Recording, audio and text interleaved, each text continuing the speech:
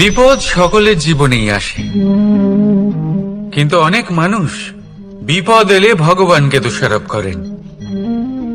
বলেন যে আপনি আমাকে রক্ষা কেন করছেন না?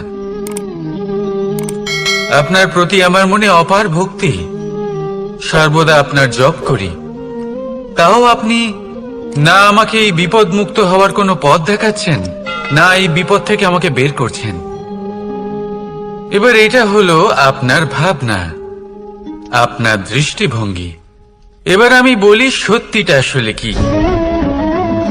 সত্যি হলো এটাই যে ঈশ্বর সব সময় আপনার সাথেই আছেন, থাকবেন। দেখুন সেই বীজের দৃষ্টিভঙ্গির দ্বারা যে মাটির নিচে চাপা পড়ে আছে, তাকে পরিণত হতে হবে এক বিশাল সুন্দর বৃক্ষে। তা তখনই হবে যখন তা ভাঙবে, ভাঙবে তখনই যখন সে উত্তাপ পাবে। উত্তাপ কোত্থেকে পাবে?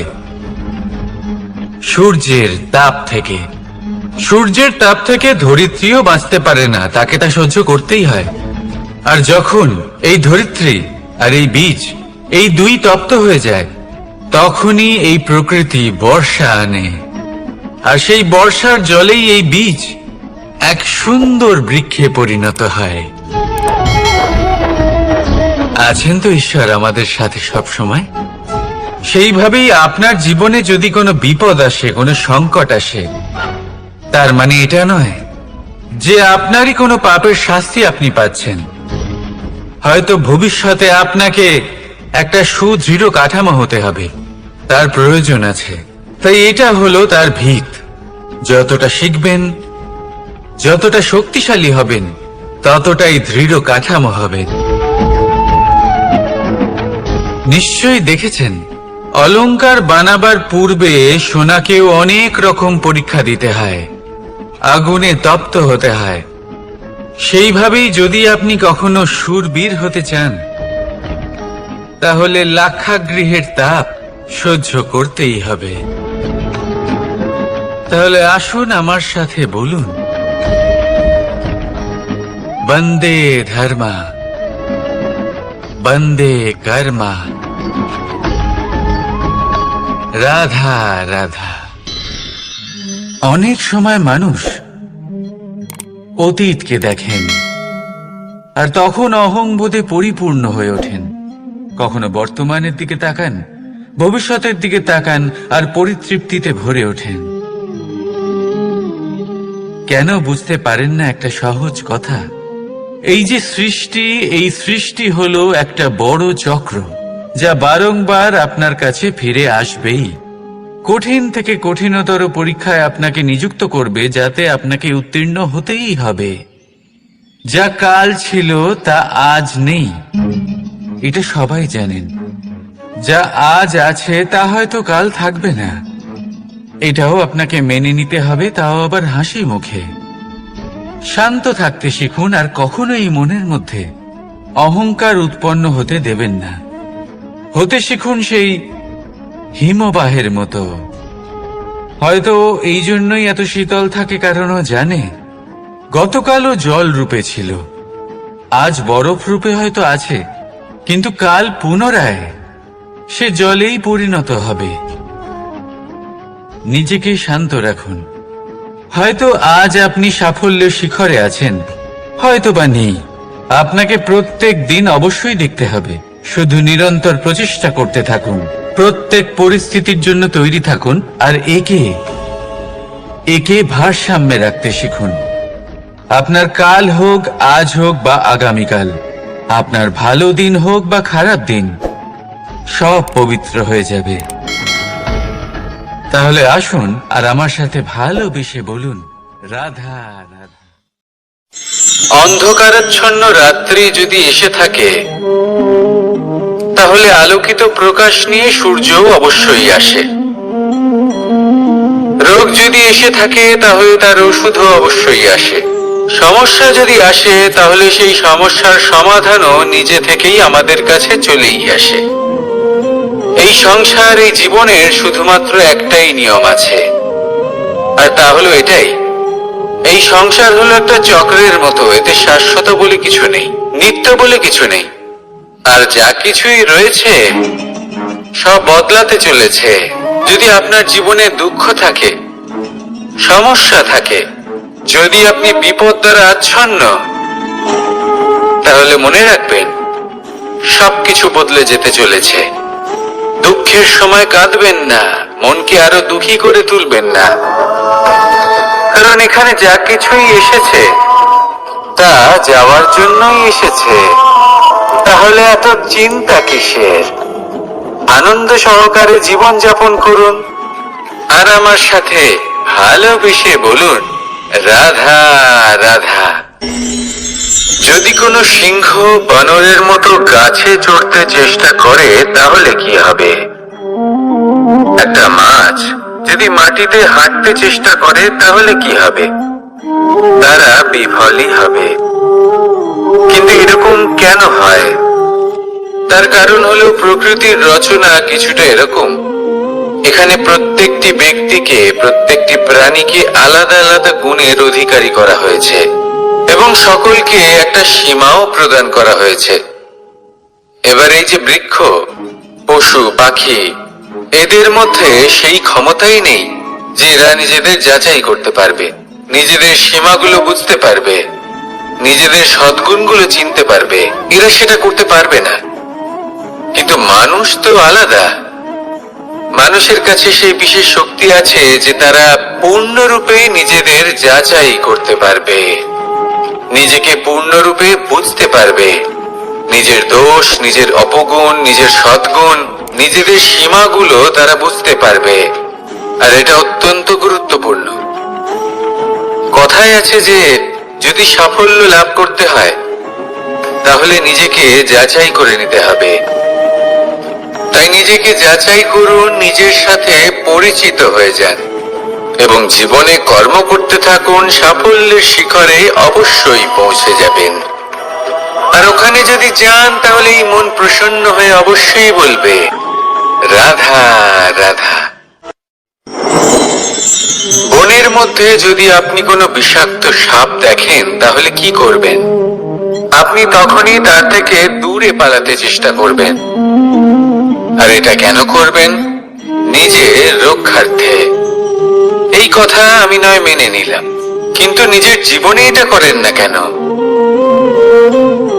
আপনি যেখানেই যান, যে স্থানেই যান না কেন, প্রত্যেক সময়, প্রত্যেক মুহূর্তে এমন বিষাক্ত সাপ আপনি অবশ্যই খুঁজে পাবেন। আর সেই সাপ নয় যাদের আপনি বনে খুঁজে পাবেন, এরা হলো সেই সাপ যা আপনাকে পাপ করতে বাধ্য করবে। আপনার অন্তরের বাসনা, ক্রোধ, অহংকার, লোভ, ঈর্ষা, এদের বৃদ্ধি ঘটাবে। দেখুন, বনের এই সাপ আপনাকে একবার ছেড়ে দিতেও পারে, ছোবল নাও মারতে পারে, কিন্তু এই যে পাপরূপী সাপ আছে তা অবশ্যই ছোবল মারবে। কর্ম যদি করেন তাহলে অবশ্যই ফল পাবেন। সেই জন্য যখনই কোথাও যাবেন, যদি এমন কাউকে দেখেন, যদি এমন কিছু দেখেন যে আপনাকে পাপ করতে বাধ্য করছে, তাহলে সেই মুহূর্তে সেখান থেকে পালিয়ে যান। যেমন বনের সাপ দেখে আপনি পালাতে থাকেন। সৎকর্মের রক্ষা অত্যন্ত আবশ্যক। আসুন আর আমার সাথে ভালোবেসে বলুন, রাধা রাধা। মনুষ্য জীবনের সব থেকে বেশি গুরুত্বপূর্ণ বিষয় হল মনের একাগ্রতা। এই সংসারের যে কটি মহান কার্য সম্পাদন হয়েছে তা হল মনের এই একাগ্রতার একমাত্র ফল। আপনি অবশ্যই দেখে থাকবেন, অনেক ছোট বড় নদী যা বয়ে চলে তাদের সামনে একটা বাঁধ নির্মাণ করা হয় সেই সব নদীর জল সঞ্চয় করতে। বাঁধ হয়ে গেলে প্রয়োজন মতো বা মনের ইচ্ছে মতো তাকে ব্যবহার করা সম্ভব। এবার এটাই আমাদের মনের সাথেও সম্ভব। আমাদের মনের একাগ্রতা আজকের দিনে দাঁড়িয়ে বিভিন্ন ধরনের বিকার, ক্রীড়া এবং ভোগের মধ্যে ভাগ হয়ে গেছে। একে একত্রিত করতে হবে, একটা বাঁধ নির্মাণ করতে হবে, কর্মের বাঁধ। আপনাকে শুধু এটাই করতে হবে, যেটা উচিত কর্ম সেটাই করুন, যেটা অনুচিত কর্ম সেটা করা থেকে নিজেকে বিরত রাখুন। ব্যাস, এই কাজটাই আপনি করতে থাকুন, মনের মধ্যে একাগ্রতার বাঁধ নির্মাণ করুন। আর একবার যদি তা নির্মাণ হয়ে যায়, তাহলে যখন চাইবেন, যেখানে চাইবেন, যতটা চাইবেন, একাগ্রতা প্রয়োগ করতে পারবেন। আর একবার যদি আপনি এটা শিখে যান, তাহলে এই সংসারকে বদলে ফেলার মতো কাজ আপনি করতে পারবেন, সমাজকে শুধরাবার মতো কাজ করতে পারবেন। তাহলে এই মনকে একাগ্র করুন আর আমার সাথে ভালোবেসে বলুন, রাধা রাধা। আমরা সবাই ফল খাই, কিন্তু আমাদের সেই ফলই প্রিয় হয় যে পরিপক্ক হয়ে ওঠে, যেটা নম্র হয়, আর যে ফল অনেক বেশি মিষ্টি আর সুস্বাদু হয়ে থাকে, যাদের রঙে বাহার দেখা যায়। সেইভাবে জীবনে আমরা নানান মানুষের সাথে পরিচিত হই, কিন্তু সেই মানুষই আমাদের মন ছুঁয়ে যায় যারা বিনম্র স্বভাবের, যাদের বাণী খুব মধুর, যাদের অন্তরে আত্মবিশ্বাসের একটা তেজ, একটা রং দেখা যায়। এবার এমন ব্যক্তি আমরা কি করে হব? ঠিক সেইভাবেই যেমন একটা ফল রোদ, বর্ষা, শীত, বায়ু, এই সকল সংকটময় পরিস্থিতির সম্মুখীন হয়ে পরিপক্ক হয়ে ওঠে, সেইভাবেই মানুষ সংকটময় পরিস্থিতির সম্মুখীন হয়ে পরিপক্ক হয়ে ওঠেন। যদি এই সংকটের সম্মুখীন হন, তাহলে অভিজ্ঞ হবেন, আর এই অভিজ্ঞতাই শিক্ষা দিয়ে যাবে। এই অভিজ্ঞতা আমাদের শিখিয়ে দেয় যে আমাদের বিনম্র থাকতে হবে। অহংকার করে কোনো লাভ নেই। মধুর বাণীর যে কি মূল্য তা আমরা শিখতে পারি। এই অভিজ্ঞতাই আমাদের বুঝিয়ে দেয় যে উচিত অনুচিত কোনটা, আমাদের দৃষ্টিভঙ্গি তৈরি করে, আর এই দৃষ্টিভঙ্গি দ্বারা আত্মবিশ্বাস জাগ্রত হয়। সেই জন্য জীবনে কখনো বিপদ থেকে দূরে পালাবেন না, সেগুলোর সম্মুখীন হন, অভিজ্ঞতা লাভ করুন, তার থেকে শিক্ষা লাভ করুন, এইভাবেই পরিপক্ক হবেন। আসুন আমার সাথে ভালোবেসে বলুন, রাধা রাধা। ধন সঞ্চয় করা সম্ভব, আর সেই জন্য ধন সব থেকে বেশি মূল্যবান সম্পত্তি নয়। এবার আপনি বলবেন, এ আমি কি বলছি? এই ধন খুব মূল্যবান, আমরা সকলে অর্জন করতে ব্যস্ত। সেটা এই কারণে, কারণ আপনারা জানেন না এই সংসারের সব থেকে বেশি মূল্যবান সম্পত্তি কি। এ হলো সেই সম্পত্তি যা কখনো সঞ্চয় করা সম্ভব নয়। আপনার কাছে যতই ধন থাকুক, তা দিয়ে আপনি স্বাস্থ্য লাভ করতে পারেন, বাড়ি কিনতে পারেন, আদি ইত্যাদি, কিন্তু আপনি যতই ধনী হন না কেন, ফেলে আসা দিনের একটা মুহূর্ত আপনি লাভ করতে পারবেন না। এই একটা মুহূর্ত, এই সময়, এটাই হলো সংসারের সব থেকে মূল্যবান সম্পত্তি। একবার চলে গেলে তা কখনোই ফিরে আসে না। আর এই মুহূর্ত যতই চলে যাক না কেন, আমরা স্মৃতির মাধ্যমে সেগুলি যাপন করতে পারি, তার আনন্দ উপভোগ করতে পারি। আর যার সাথে আমরা সময় অতিবাহিত করেছি, তার স্মৃতিতে আমরা চিরকাল জীবিত থাকতে পারি। সেই জন্য সময় সব থেকে মূল্যবান সম্পত্তি, তাকে এইভাবে নষ্ট করবেন না। প্রত্যেকটা মুহূর্ত উপভোগ করুন, আনন্দ করুন, আর ভালোবেসে বলুন, রাধা রাধা। কনক, কি সুন্দর একটা শব্দ। এর অনেকগুলো রূপ রয়েছে, অনেকগুলো অর্থ রয়েছে। প্রথম অর্থ হলো স্বর্ণ, অর্থাৎ সম্পত্তি। দ্বিতীয় অর্থ ধুতুরা, অর্থাৎ গাছের ছোট একটা বীজ, যা কিনা অত্যন্ত শক্তিশালী হয়। যদি বেশি মাত্রায় এর প্রয়োগ করা হয়, তাহলে এটা বিষময় হয়ে উঠতে পারে। এই হলো সেই ধুতুরা যার প্রয়োগ মহাদেবের পুজোতে করা হয়। এবার প্রশ্ন হলো এটাই যে এই স্বর্ণ এবং এই ধুতুরার মধ্যে মিল কি রয়েছে? মিল হলো এটাই যে এই দুটোই মানুষকে মত্ত করে তোলে। ধুতুরা মানুষকে তখন মত্ত করে যখন তাকে সেবন করা হয়, কিন্তু স্বর্ণ, ধন, সম্পত্তি, মানুষ এটা যতটাই অর্জন করে নেয় সেটাই যথেষ্ট। এই স্বর্ণ মানুষের ভাবনা চিন্তা করার ক্ষমতাকে বশ করে ফেলে। মানুষ সম্পত্তির লোভে মত্ত হয়ে ওঠে, কারণ যে যত চমৎকারী, যতটা অমূল্য হয়, তাকে সামলানো কিন্তু ততটাই কঠিন, তাই না? তাই মনে রাখবেন, ধন, স্বর্ণ, সম্পত্তি এগুলো ধুতুরার থেকেও অনেক বেশি বিষাক্ত হতে পারে। তাই এর উপর আত্মসংযমের একটা কবচ পরিয়ে রাখবেন এবং বিবেকের শক্তির সাথে এগুলো প্রয়োগ করুন, তবেই কল্যাণ হবে। আসুন আমার সাথে ভালোবেসে বলুন, রাধা রাধা। মানুষের জীবনে 3টি গুণ অত্যন্ত প্রয়োজনীয়: শ্রদ্ধা, বিনম্রতা, যোগ্যতা। যদি জ্ঞান লাভ করতে চান তাহলে শ্রদ্ধার প্রয়োজন, যদি মান লাভ করতে চান তাহলে স্বভাবে বিনম্র হওয়া প্রয়োজন, আর যদি মনোবাঞ্ছিত স্থান লাভ করতে চান তাহলে যোগ্যতার প্রয়োজন। বিষয়টা সহজ। শ্রদ্ধা আপনাকে জ্ঞান দেবে, নম্রতা আপনাকে মান, আর যোগ্যতা উচিত স্থান দেবে। কিন্তু যদি আপনি এই 3টি গুণ সম্মিলিত করেন তাহলে এমন কিছু লাভ করবেন যা এই সব কিছুর থেকে অনেক ঊর্ধ্বে। সম্মান। আর এ হলো সেই সম্মান যা প্রত্যেক মানুষের নিজের জীবনে লাভ করতে চেষ্টা করা উচিত, কারণ এই হলো সেই সম্মান যার কারণে আপনি চলে যাওয়ার পরেও এই সংসার আপনাকে ভালোবাসবে আর মনে রাখবে। আসুন আমার সাথে ভালোবেসে বলুন, রাধা রাধা। জীবনে গতি অত্যন্ত গুরুত্বপূর্ণ, মতিও হলো গুরুত্বপূর্ণ, এবং তার থেকেও বেশি গুরুত্বপূর্ণ হলো সংগতি। একটা জলের ফোঁটা, তার মধ্যে গতি থাকে,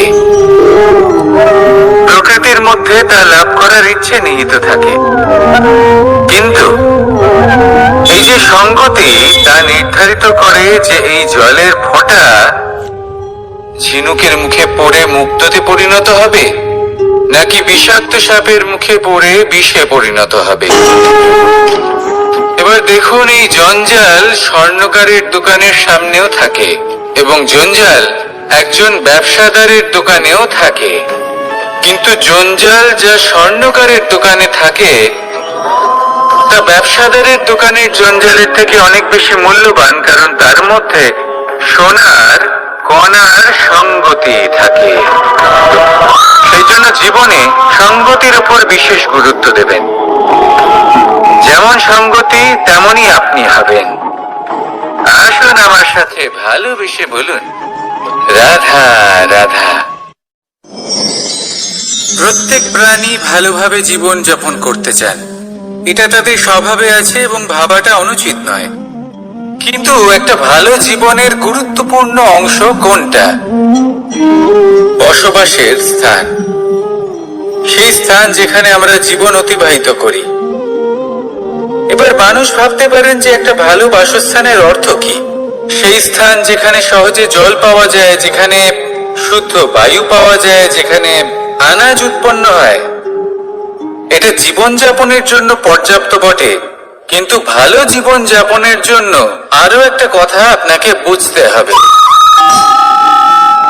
সাধু, জ্ঞানী, পণ্ডিত ব্যক্তি, এই সকল মহাপুরুষ, এনাদের যে বাসস্থান তা অত্যন্ত বিশেষ হয়। এখানে এক ধরনের বিশেষ ইতিবাচক শক্তি থাকে, এমন একটা স্থান যেখানে দেবতারাও বিচরণ করে। জীবন আমরা সবাই যাপন করি, কিন্তু জীবনের উদ্দেশ্য শুধুমাত্র জীবন যাপন করা নয়। জীবনের উদ্দেশ্য হলো মুক্তি লাভ করা।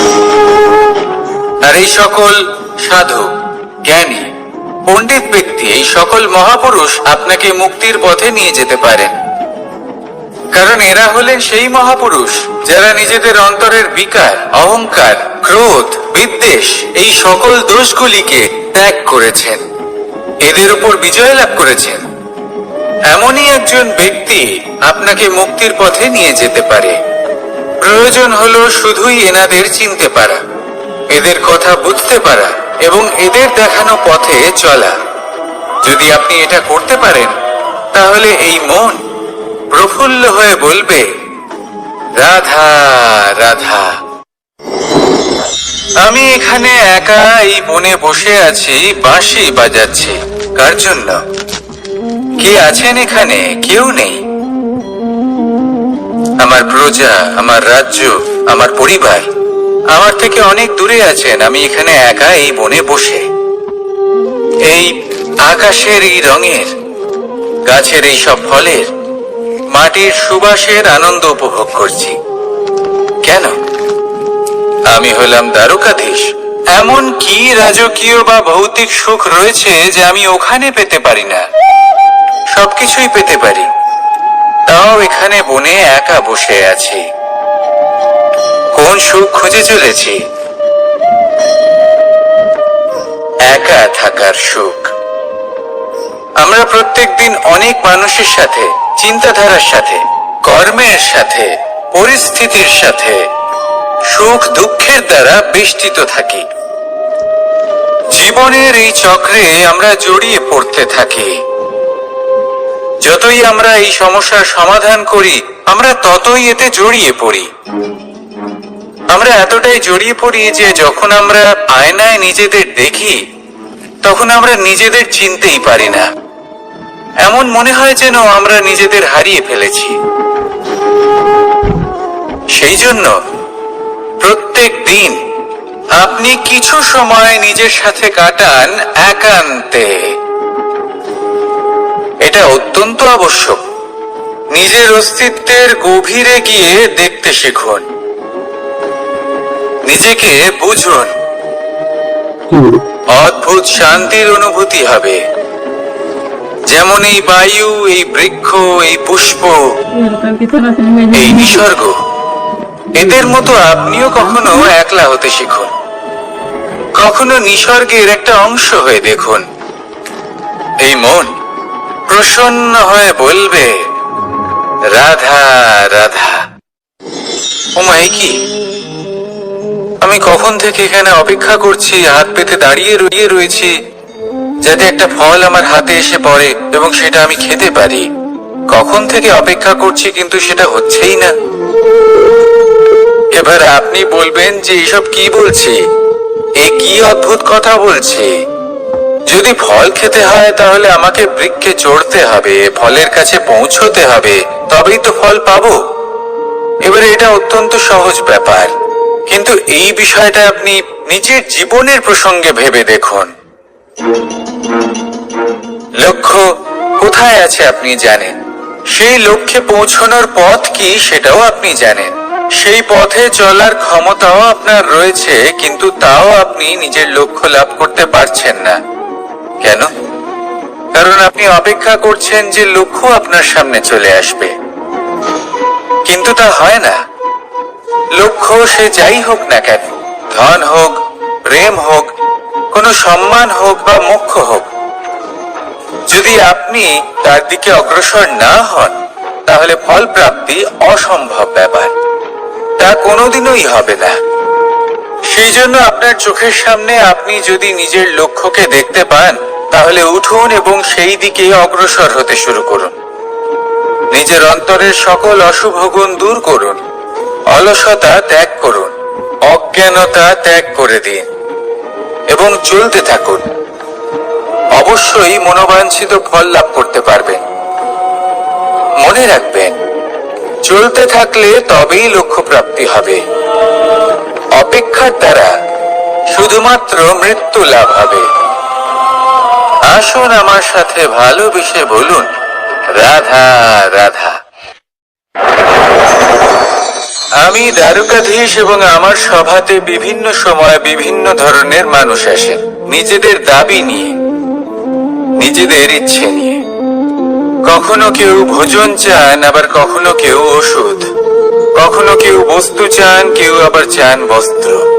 কারোর জ্ঞান চাই, কারোর ধন চাই, আবার কারোর বাসস্থান।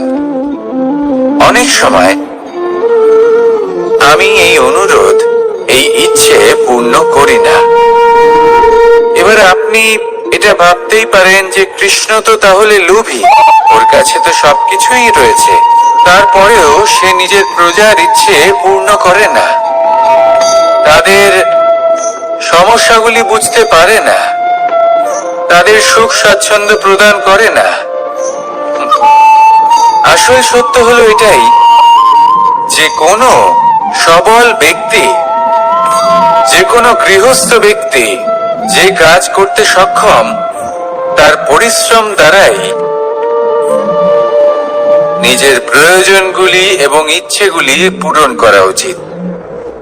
এটা অত্যন্ত প্রয়োজনীয়, আর এগুলো তিনি করতে পারেন শিল্প, ব্যবসা, আচরণ অথবা জ্ঞানের ভিত্তিতে।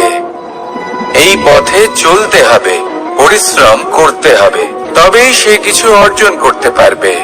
এবার এমন কোন ব্যক্তি যার এই সব কিছুতে কোনো রুচি নেই, যে কিছুই করতে চায় না, সে কিছুই অর্জন করতে পারবে না। এবার এরকম কোন ব্যক্তিকে যদি আমি কোনো বস্তু প্রদান করি, তাহলে কি হবে? সে পরাধীন হয়ে যাবে, আর সেটা উচিত হবে না। তাহলে কি করা উচিত? তাকে পথ দেখানো, তাকে বোঝাতে হবে যে কোন পথে চলে তুমি নিজের লক্ষ্য প্রাপ্ত করতে পারবে। শিল্প, জ্ঞান, আচরণ এবং ব্যবসা, এই পথে কিভাবে চলে সেটা শেখাতে হবে, আর আমি সেটাই করি।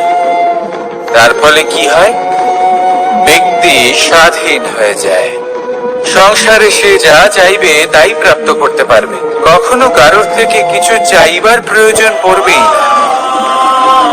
এই কথাটা সবসময় মনে রাখবেন। যখনই দান করবেন, তা ভাবনা চিন্তা করে এমন ভাবে দান করবেন যাতে সামনের ব্যক্তি স্বাধীন হতে পারেন, পরাধীন নয়। আসুন আমার সাথে ভালোবেসে বলুন, রাধা রাধা করতে শিখুন। পাণ্ডব, পাণ্ডবরা বন থেকে এসেছিলেন। ওনাদের কাছে না কোনো ধন ছিল, না কোনো সম্পদ, না বিদ্যা। নিজের পরিশ্রমের দ্বারা ওনারা বিদ্যা অর্জন করেছিলেন, আর তার দ্বারাই সম্পদ অর্জন করলেন আর ধনও অর্জন করলেন। এই পাণ্ডব ছিলেন অত্যন্ত কুশল এবং শক্তিশালী। যুধিষ্ঠির নিজের পরিশ্রম দ্বারা এমন জ্ঞান অর্জন করেছিলেন যে এই সংসার ওনাকে ধর্মরাজ যুধিষ্ঠির অভিহিত করেছিল। দেখতে গেলে পাণ্ডবদের কাছে সবকিছুই ছিল, কিন্তু যখন বিষয় এলো আরো ধন লাভ করার, তখন যুধিষ্ঠির, যিনি পাণ্ডবদের মধ্যে জ্যেষ্ঠ, তিনি সকল পাণ্ডবদের সাথে দ্রুত ক্রীড়ায় অংশগ্রহণ করে ফেললেন। এর ফলে না শুধু ধনলক্ষ্মী, ধর্মলক্ষ্মী, বিবেক লক্ষ্মীকেও হারালেন, আর শুধু তাই নয়, নিজের গৃহলক্ষ্মী দ্রৌপদীকেও হারিয়ে ফেললেন। এর কারণ কি? ভুলে গেলেন খুব সহজ একটা কথা, এই সংসারে সম্মান এবং সাফল্য দুটোই পরিশ্রমের দ্বারা লাভ করতে হয়। কিন্তু দ্রুত ক্রীড়ার এই খেলা আমাদের ভাগ্যের উপর নির্ভরশীল। এই সংসারে দুটি পথ রয়েছে। একটা পথ যেখানে কর্ম এবং পরিশ্রমের দ্বারা আপনি নিজের পথ নিজেই রচনা করতে পারবেন, আর দ্বিতীয় পথ হলো যেখানে এই ভাগ্য এক মুহূর্তে আপনাকে শিখরেও পৌঁছে দিতে পারে, আবার ধূলিসাৎ করে দিতে পারে। আপনি কোন পথ বাছবেন, সেই চয়ন আপনারই। আসুন আর আমার সাথে ভালোবেসে বলুন, রাধা রাধা। কোনো এক সময়ের ঘটনা এটা। মা এবং বাবা হাটে গিয়েছিলেন, তখন আমি আর দাদা গিয়েছিলাম গরু চড়াতে। আমরা বাড়ি ফিরে এলাম, আর মা সেই সময় একটা কাজ করতেন। যখনই হাটে যেতেন, দরজা তালা বন্ধ করে যেতেন। উনি খুব ভালো করে জানতেন যে যদি ওনার এই মাখন চোর সঠিক সময়ে পৌঁছে যায়, তাহলে এক ফোঁটাও মাখন খুন আর অবশিষ্ট থাকবে না। এবার ঘটনা কিছুটা এরকম হলো যে মা আর বাবা মাঝে মাঝে হাটে যেতেন, তাই মাঝে মাঝেই দরজা তালা বন্ধ করতে হতো। যখন মা আর বাবা ফিরে এলেন তখন বাবা ভুলে গিয়েছিলেন যে এই চাবির গোছা থেকে ঠিক কোন চাবিটা দরজার তালা খোলার জন্য উপযোগী। উনি চেষ্টা করতে শুরু করে দিলেন। একটার পর একটা চাবি দিয়ে উনি চেষ্টা করতে থাকলেন, কিন্তু সেই দরজার তালা তো খুলতেই চাইছিল না। ওনার মাথা থেকে ঘাম পড়তে শুরু করলো। তখন মা বললেন যে তালা ভেঙে দেওয়া যাক। মা চলে গেলেন আর বাবা বললেন, না না দাঁড়াও, আর কিছু চাবি বাকি আছে, এটা হয়তো খুলতে পারবো। মা হাতুড়ি নিয়ে চলে এলেন সেই তালা ভাঙার জন্য, আর তখনই বাবা শেষ চাবিটা প্রয়োগ করলেন আর দরজার তালা খুলে গেল। যদি উনি চেষ্টা না করতেন তাহলে এই তালাটাও ভেঙে যেত আর চাবিটাও নষ্ট হয়ে যেত, ঠিক কিনা? এবার এই ঘটনাটা আমি দেখেছিলাম আর আমার মনে হলো যে কখনো কখনো এই চাবির গোছার মধ্যে থেকে শেষ চাবিটাও কিন্তু জীবনের দরজা খুলে দিতে পারে। সেজন্য আপনি যদি জীবনে সাফল্য লাভ করতে চেষ্টা করেন, নিজের লক্ষ্যে পৌঁছতে চান, তাহলে হার মানবেন না। হয়তো দেখবেন আপনার পরবর্তী প্রচেষ্টা বা এই অন্তিম প্রচেষ্টা আপনাকে সাফল্যের পথে নিয়ে গেল। তাই নিরন্তর প্রচেষ্টা করতে থাকুন, জীবনে সাফল্য লাভ করুন। যজ্ঞের আগুনকে শুভ বলে মনে করা হয় আর সেখানেই চিতার আগুনকে অশুভ মনে করা হয়। এমনটা কেন হয়? এখানে বিষয়টা হলো লক্ষ্য, বিচার এবং সঙ্গের। যখন আমরা যজ্ঞ করি তখন আমাদের লক্ষ্য কি হয়? পরিবেশকে আরো পবিত্র করে তোলা, ইতিবাচক করে তোলা। আমাদের লক্ষ্য শুভ হয়। তারপরে আসে বিচার। এই পরিস্থিতিতে সেই বিচার হলো অগ্নি। স্ফুলিঙ্গ থেকে তীব্র আকার ধারণ করে সমস্ত কাঠকে পুড়িয়ে দেয় এবং সুগন্ধ ছড়িয়ে দেয়। অর্থাৎ যদি আপনার লক্ষ্য শুভ হয় তাহলে তা নিজেই শুভ বিচারধারাকে আমন্ত্রণ জানায়। এই শুভ বিচার তখনই আসবে যখন আপনার সংকল্প শুভ হবে। অন্যদিকে হলো চিতার আগুন। এর লক্ষ্য কি? একটা দেহকে পরধামে পৌঁছে দেওয়া। সবার শেষে সবকিছু আপনার উপরে নির্ভরশীল যে আপনি কোনটা চয়ন করতে চান। আপনার লক্ষ্য যদি শুভ হয় তাহলে আপনার বিচার এবং সঙ্গতি আর তার পরিণাম সবই শুভ হবে। আসুন আর আমার সাথে ভালোবেসে বলুন, রাধা রাধা। এই সংসারের প্রত্যেক বস্তুর, প্রত্যেক পরিস্থিতির, প্রত্যেক আবেগের দুটি দিক আছে। এর মধ্যে পার্থক্য করা সম্ভব শুধুমাত্র দৃষ্টিভঙ্গির দ্বারা। যদি কোনো ব্যক্তি পর্বত শিখরে দাঁড়িয়ে থাকেন তাহলে উনি এটাই দেখতে পাবেন যে এই জলের ধারা সমুদ্রের দিকে বয়ে চলেছে। আরেক ব্যক্তি যিনি সমুদ্রের কাছে দাঁড়িয়ে আছেন তার এটাই মনে হবে যে এই জলের ধারা সমুদ্রের দিকে আসছে। এখানে বিষয়টা হলো দৃষ্টিভঙ্গির, আর এটাই সময়ের সাথেও হয়ে থাকে। অনেক সময় মানুষ চিন্তিত হয়ে পড়েন, ত্রস্ত হয়ে পড়েন যে তার কাছে হয়তো খুব কম সময় আছে, তাতে তিনি অনেক কিছুই করতে পারবেন না, আর একটু সময় থাকলে খুব ভালো হতো। তিনি এভাবেও ভাবতে পারেন যে অল্প হলেও সময় বাকি তো রয়েছে, অর্থাৎ যা অবশিষ্ট আছে তাকে সংরক্ষণও করা সম্ভব, তাতে জীবন যাপনও করা সম্ভব। আর এটা নির্ভর করছে আপনার উপর। তাই দৃষ্টিভঙ্গি ইতিবাচক রাখুন। জীবনে দুই ধরনের আবেগ রয়েছে যার কোনো মূল্য নেই। আমার কথার অর্থ এটা নয় যে এদের কোনো গুরুত্ব নেই, গুরুত্ব যথেষ্টই রয়েছে, শুধু এদের জন্য আপনাকে কোনো মূল্য দিতে হয় না। প্রথম আবেগ হলো আনন্দ, প্রসন্নতা। এটা আপনি যে কোনো জায়গায় খুঁজে পেতে পারেন যদি আপনি খুঁজে পেতে চান। আপনি কোনো পুষ্পের সৌন্দর্য দেখে প্রসন্ন হতে পারেন, বায়ুর কারণে যখন একটি বৃক্ষ শিহরিত হয় সেটা দেখে আপনি প্রসন্ন হতে পারেন। একটা ছোট্ট শিশুর কলরব শুনেও আপনি প্রসন্ন হতে পারেন। একটা ক্রন্দনরত বালককে হাসিয়ে আপনি প্রসন্ন হতে পারেন। সবকিছু আপনার উপর নির্ভরশীল। সেখানে আরেকটি আবেগ হলো দুশ্চিন্তা। মানুষ বড়ই দুশ্চিন্তা করতে থাকে। আজ আমি এই কাজ করেছি, সেই বিষয়ে চিন্তা। আজ আমি এই কাজ করতে পারিনি, সেই বিষয়ে চিন্তা। কাল আমাকে এই কাজ করতে হবে, সেই নিয়ে চিন্তা। আমি কি সেই কাজটা করতে পারবো, সেই বিষয়ে দুশ্চিন্তা। চিন্তা সর্বত্র রয়েছে, যার জন্য মূল্য দিতে হয় না। যত চান আপনি একত্রিত করতে পারেন। একটা গুরুত্বপূর্ণ কথা মনে রাখবেন, প্রসন্নতা জীবনের একটা নতুন সূত্রপাত। সেখানে দুশ্চিন্তা হলো জীবনের চিতার সময়। এবার এই দুটি আবেগ হলো মূল্যহীন, দুটোই আপনার সামনে আছে। কোনটা চয়ন করবেন আপনি? দুশ্চিন্তা নাকি প্রসন্নতা? সিদ্ধান্ত আপনারই। আসুন আর আমার সাথে ভালোবেসে বলুন, রাধা রাধা। ধন, সম্পত্তি, এগুলো আসলে কি?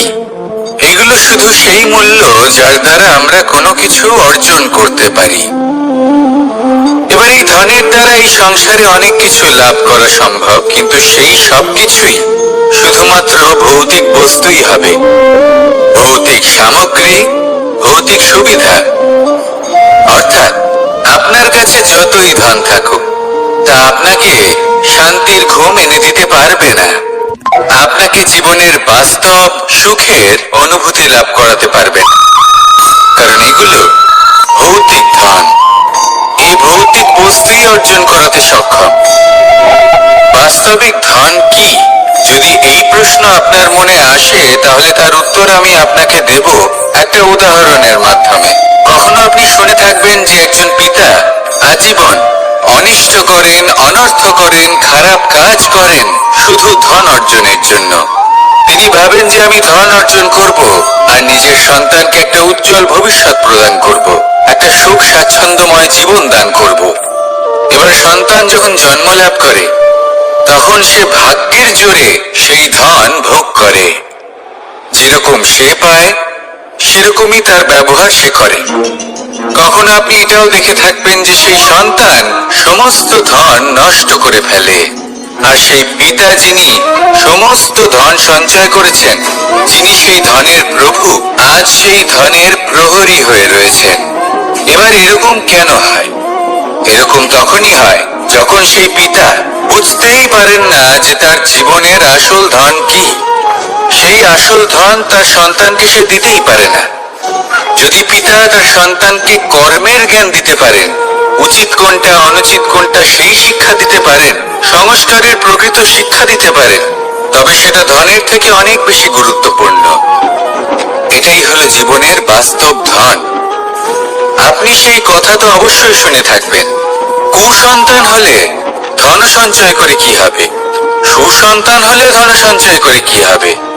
সন্তান যদি কুপুত্র হয় তাহলে সব নষ্ট করে ফেলবে, আর সন্তান যদি সুপুত্র হয় তাহলে ধন থাকুক না থাকুক, সে নিজেই কর্মের পথে অগ্রসর হয়ে ধন অর্জন করবে আর নিজের জন্য এক উজ্জ্বল ভবিষ্যৎ গড়ে তুলবে। তাই সন্তানকে সম্পদ দেওয়ার আগে কর্মের জ্ঞান দান করুন, সুশিক্ষা দিন, কারণ এটাই হলো জীবনের প্রকৃত ধন। আসুন আর আমার সাথে ভালোবেসে বলুন, রাধা।